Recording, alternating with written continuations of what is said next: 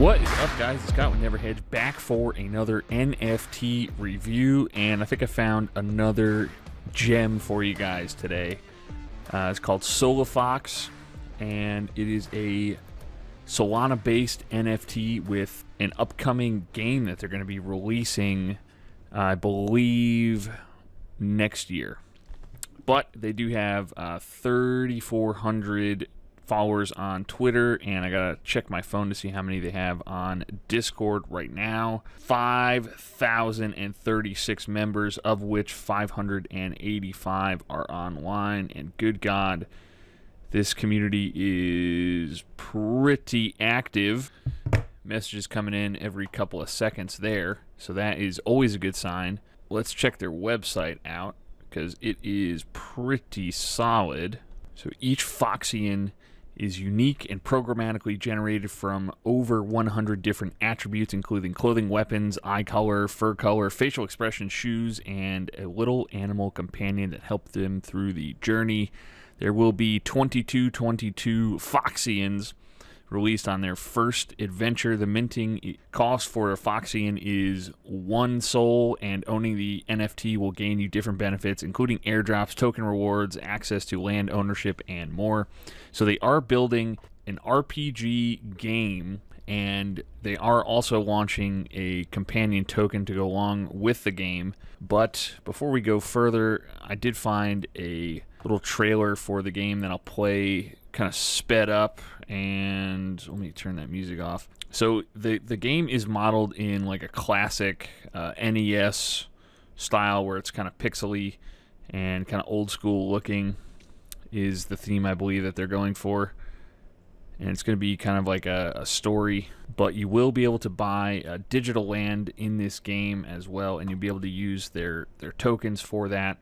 And then from what I understand, from what I've read on this, your NFT will act as a skin for your character, and I believe you'll get certain power-ups, maybe special attributes in the game for owning the NFT. Alright, that is enough of that trailer. It looks pretty good. The hero of the story, Maximus, was born in a small village. Although the village was small and out of the way, that did not mean that it was safe. Fox bandits and monsters attacked them, taking its crops and supplies. Maximus wanted to put an end to this. He traveled to the nearest city and learned how to fight from an old retired fox adventurer.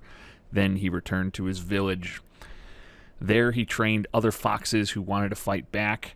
Eventually, the training paid off, and Maximus and his soldiers managed to scare off the bandits.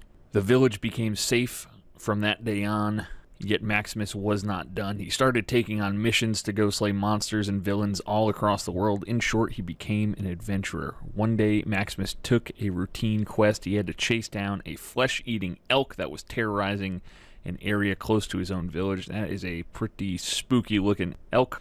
At first, the mission went as planned. Maximus found the elk and set a trap for it. Although the elk was wounded by the trap, it persisted and tried to run away. Maximus gave chase. The chase led Maximus through a part of the woods where he had rarely been.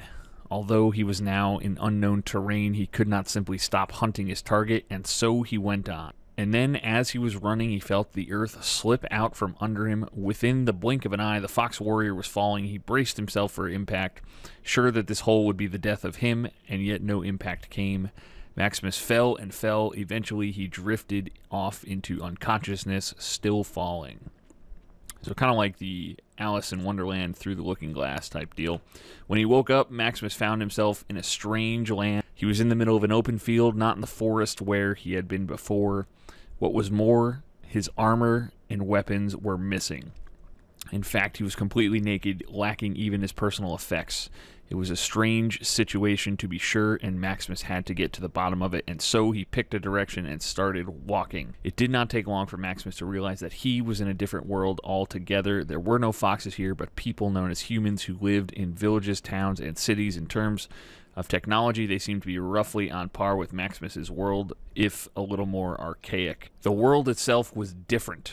Enormous flowers poked out from the field where Maximus was walking, reaching to the sky, taller than the trees around him. The world might have been pretty were it not for Maximus's enemy. At first, Maximus did not know his enemy's name. However, some months after his arrival on this strange world, he came across an ancient library. After surmounting its traps, he managed to find information on the fiend that was chasing him. That fiend was named Zadir, and he was one of the most powerful beings in the world, called the Devil by some. Maximus believed almost from the start that the Devil Zadir had been the being that had brought him to the world he now found himself stranded in. He knew that if he was ever to return to his own world, he would have to hide from him. To do that, Maximus often changed his clothing, hoping that this would distract or confuse the devil. He wore different hats, took up different weapons, wore all colors under the sun, and dressed up in the style of all places he passed by. For some time, those changes would help, and the devil would indeed leave him alone for a while. Then he would pick up Maximus' scent again. The hunt would be back on until Maximus could disguise himself once again. So I think that's where the NFTs are going to come in. You're going to be able to disguise yourself from the Devil Zadir. Let's check out the roadmap. So step 1 is the mint. 2222 Foxian NFTs will be released. 100 Soul will be airdropped to the community. The community wallet will be set up for the Foxians community members. Step 2 is the release of the Soulofox token. It will be released, and NFT owners will be receiving the token just by holding the NFT. So that is a nice little perk there. Step 3 is going to be the merch shop and land ownership feature, so that is pretty interesting there. And then the final step is the release of the actual game itself.